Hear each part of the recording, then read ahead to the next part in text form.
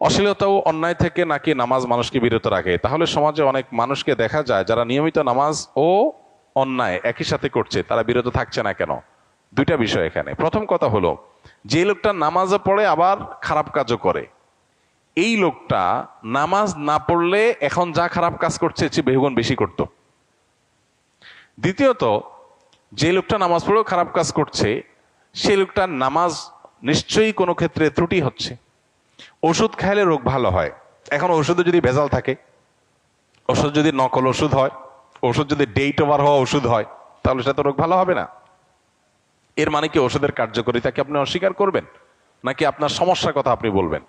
কোন ব্যক্তি নামাজ পড়ছে, গুনাহ ছাড়তে পারছে না, নিশ্চয়ই তার নামাজটা ত্রুটিপূর্ণ হচ্ছে।